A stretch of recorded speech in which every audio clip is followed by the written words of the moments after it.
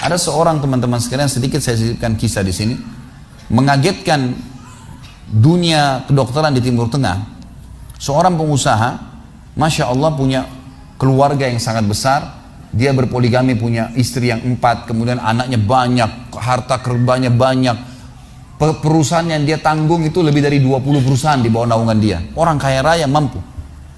Subhanallah, satu waktu di umur 63 tahun dia datang periksa ke dokter, dia rasa nggak enak, sesak nafas. Waktu di foto di ronsen, tiba-tiba dokter yang foto itu kaget. Waktu dia selesai di ronsen, dia katakan, mana tadi pasien yang di ronsen? Mana pasien tadi? Pasien ini masih duduk di depan. Pastikan pasien ini cari di ruang kematian. Nggak mungkin, secara ronsen sudah tidak bisa. Jantungnya tidak berdetak. Orang ini tidak berdetak jantungnya. Subhanallah, pada saat dicek ternyata tidak berdetak betul. Ditanya mana, dokter ini tidak percaya. Dia teriak, dia mengatakan ada orang mati baru di ronsen tapi bernafas, gitu kan. Dia panggil telepon teman-teman spesialisnya, kemudian ditelepon datang. Kemudian dikasihlah gambar tersebut kepada temannya mengatakan, mana jenazah ini?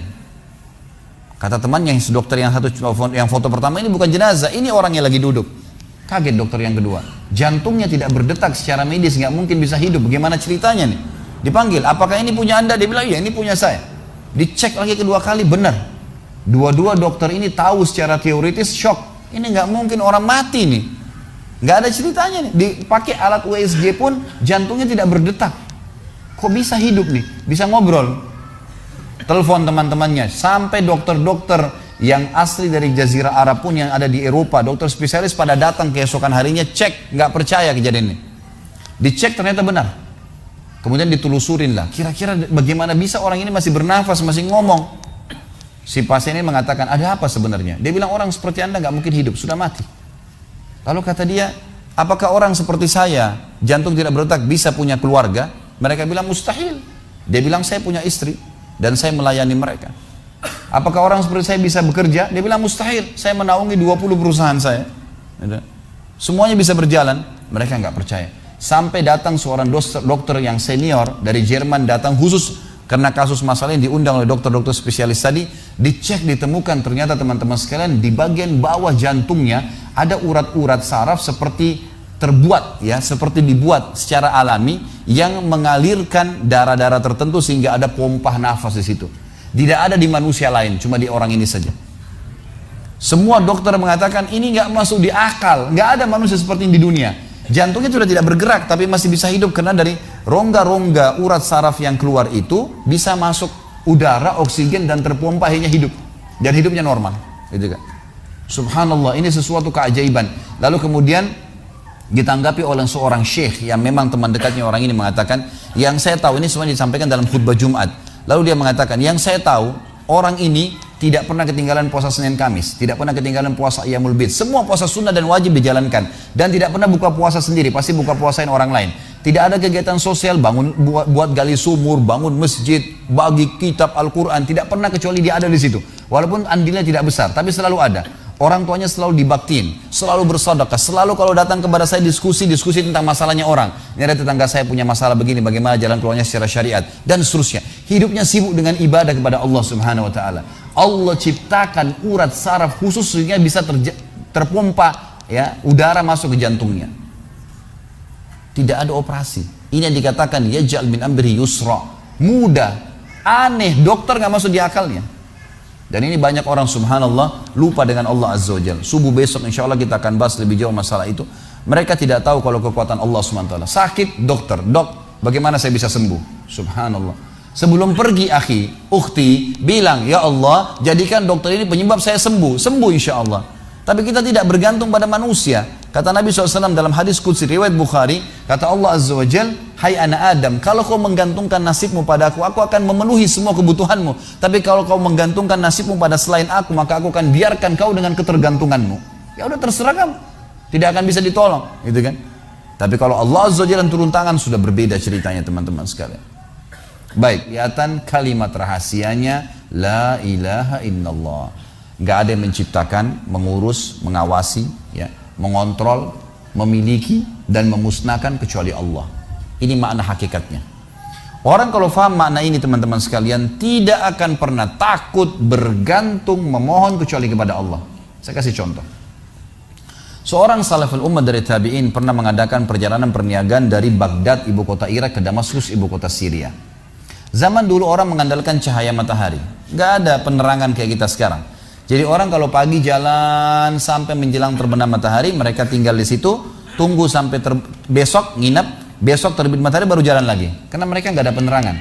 Orang ini kebetulan sebelum tiba di Damaskus, pas waktu maghrib, dia tiba di sebuah hutan. Hutan ini lebat, gelap, ya. Bayangkan kalau anda di posisi ini gelap, di hutan sendirian, nggak ada orang-orang. Dan hutan ini liar, gelap sekali. Maka dia terpaksa nginap, tunggu besok, terbit matahari baru bisa jalan. Kalau dia keluar juga jadi kacau, kemana-mana jalannya, gitu kan. Maka dia pun wudhu, dia sholat maghrib isya jamak qasar layaknya seorang musafir, lalu dia coba istirahat, tertidur. Di awal malam, kalau kita sekarang sekitar jam 11 malam, dia bangun ingin sholat tahajud. Dia cerita tentang dirinya, ulama angkat kisah ini dalam buku-buku akidah tentang masalah hubungan seorang hamba dengan Allah Azza wa Jalla. Yang terjadi teman-teman sekalian, pada saat dia sholat, dia bilang, selesai saya 2 rakaat pertama, saya ingin berdiri ke rakaat tahajud selanjutnya, tiba-tiba saja, di depan mata saya ada seekor harimau meraung dengan keras, siap menerkam saya. Dan kedengaran dari suara harimau ini dia kelaparan. Saya waktu itu berpikir, kalau saya lari, pasti saya bisa ditangkap oleh harimau ini. Dia lebih cepat, lebih kuat, gitu kan? Dan matanya lebih tajam. Apalagi ini lokasi memang tempat dia hidup. Saya tidak bisa buat apa-apa.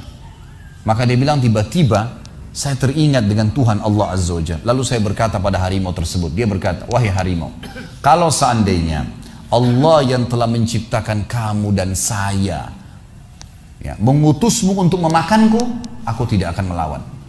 Karena sudah takdirnya.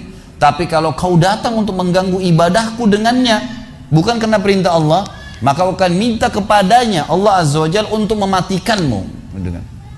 Tiba-tiba dikatakan dalam kisah ini, orang saleh ini bercerita, harimau tersebut menundukkan pandangan matanya meninggalkan saya, tidak jadi memangsanya. Apa yang kita ambil peran dari sini teman? Apa yang kita ambil pelajaran daripada kisah ini? Harimau pun yang buas makhluknya, Allah Azza wa Jalla. Ini masih hidup gak ini? Kok nggak ada nyaut, nggak ada apa ini? Saya nggak tahu ini ngantuk, tidur atau hadir nggak? Ini rupanya di Bali orang suka senyap ya. Jadi ternyata Allah Subhanahu wa Ta'ala menciptakan semuanya teman-teman sekalian. Ular kah, harimau kah, apa saja. Salah satu kebahagiaan seorang mukmin yang kenal Tuhannya adalah tidak akan pernah takut kepada raja zalim, kepada pasukan yang 10.000, 1 juta, apa saja tidak akan pernah dia takutin. Karena tidak akan mati kecuali ajalnya datang. Gitu kan? Subhanallah, kisah Al-Ala Al-Hadrami, seorang sahabat Nabi yang mulia. Beliau pernah diutus oleh Nabi SAW untuk berperang.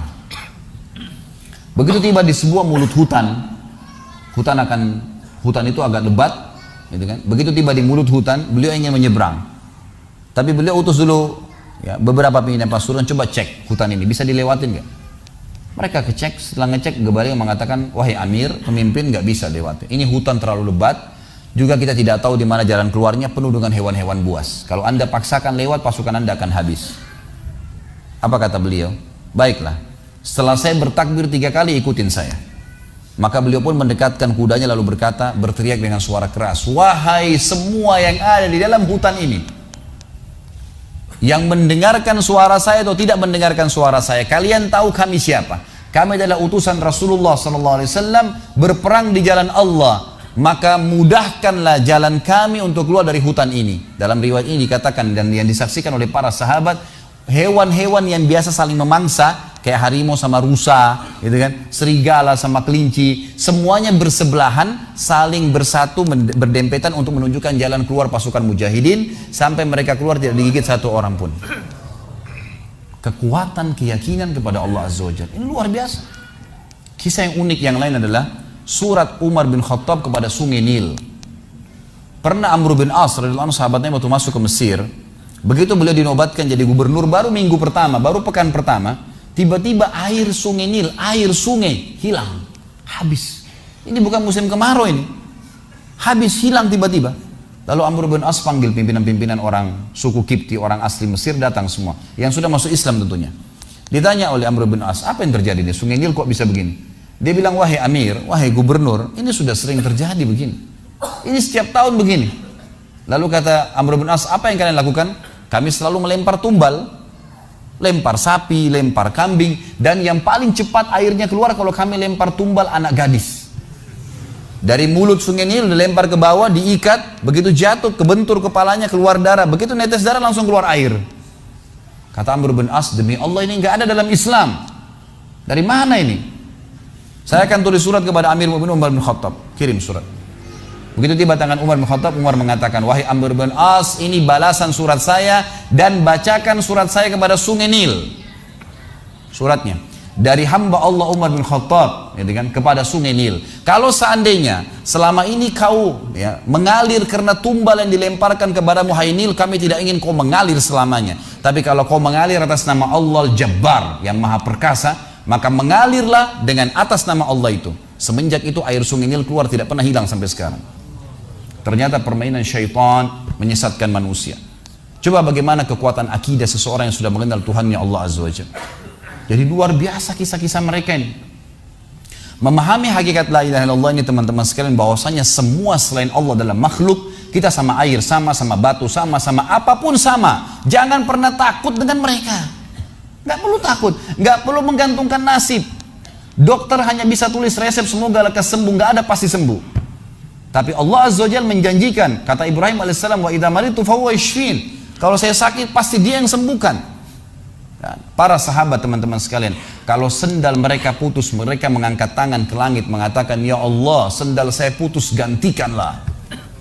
Lihat bagaimana kekuatan keyakinannya kepada Allah Azza wa Jalla. Yakin Allah itu memang ada di langit sana. Allah itu Sami', maha mendengar, Basir, maha melihat, Alim, maha mengetahui dan segalanya. Maka Allah Azza wa Jalla tidak lemparkan sendal dari langit teman-teman sekalian. Tapi jawaban doa datang adalah dalam bentuk sinyal.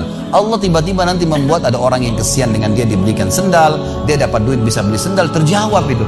Tapi kekuatan keyakinan mereka adalah Allah Azza wa Jalla. Semuanya langsung berhubungan dengan langit, dengan Tuhannya, langsung berhubungan dengan Tuhannya Allah. Mari kita sama-sama selalu follow dan juga tentu lakukan pada semua channel-channel dakwah yang baik yang menyebarkan agama Allah Subhanahu wa taala, karena hak itu kebenaran bila dijunjung tinggi dan dipertahankan, tentu batil akan hilang. Namun kalau kita tidak bekerja sama dalam mendukung kebenaran, maka otomatis kebatilan akan merajalela.